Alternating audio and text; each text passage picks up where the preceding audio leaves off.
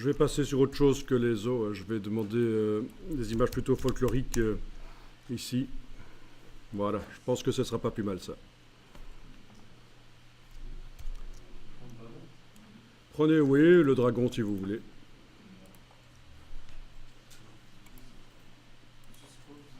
Alors, j'ai tapé.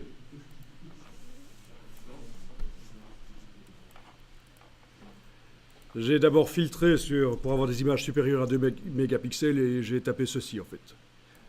Et vous tombez sur notamment l'image du dragon là, voilà.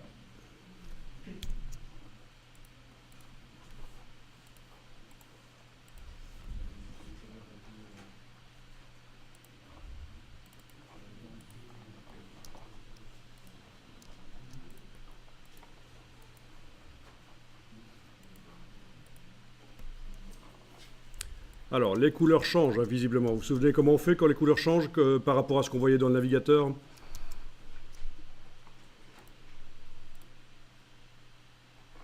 voyez dans le navigateur à quoi ça ressemble? Et à quoi ça ressemble quand c'est dans Photoshop? Les couleurs ont changé.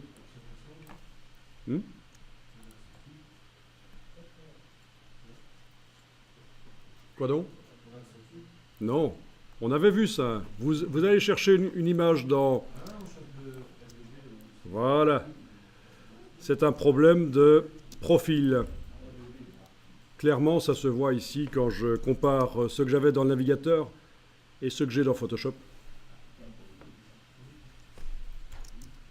Donc, dans Photoshop, on doit indiquer à Photoshop qu'il s'agit d'une image qui est prévue pour le web. Donc, on va faire édition, attribuer un profil, et on attribue le profil sRGB.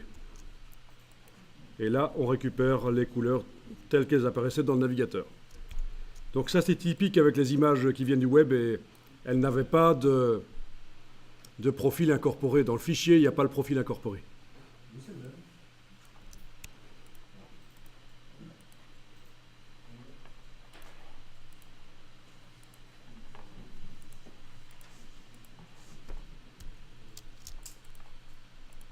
Bon, ben, tout est encore bien réglé. 1000 états d'historique et options d'historique. Accepter un historique non linéaire, c'est coché. Donc vous pouvez y aller, vous faites des tests. Notamment, on peut jouer avec la coloration de l'image.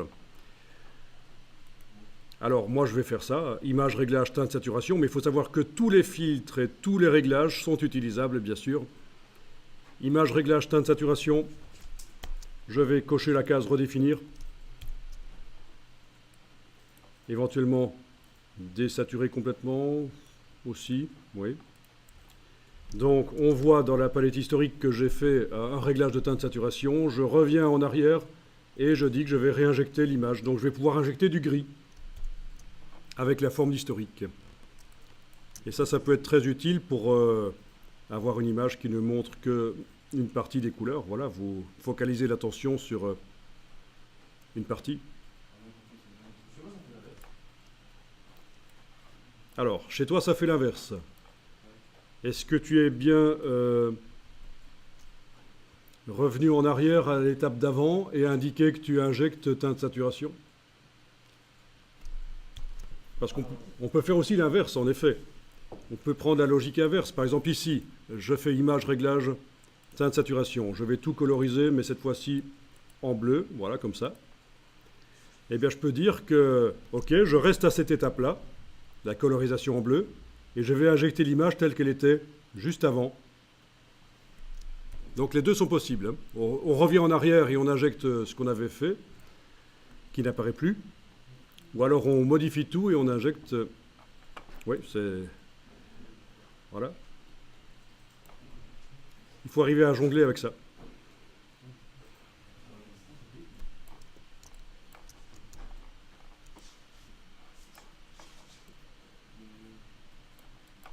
Ok.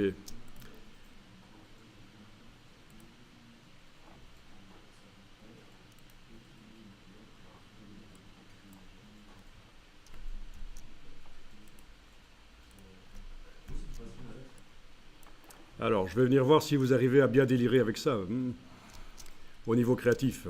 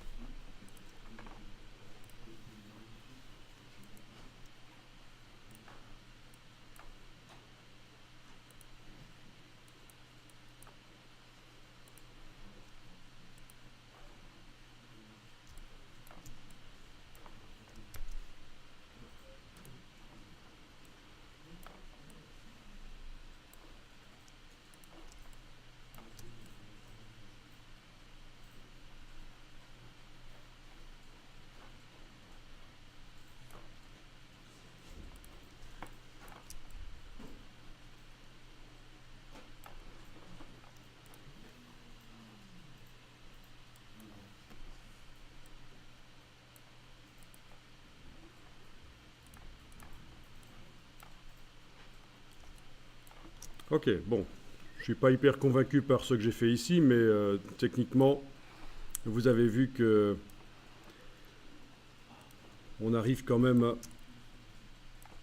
Voilà. Ok. Bon, pourquoi pas. Bon, clairement, c'est pour faire des choses créatives et euh, assez délirantes, hein.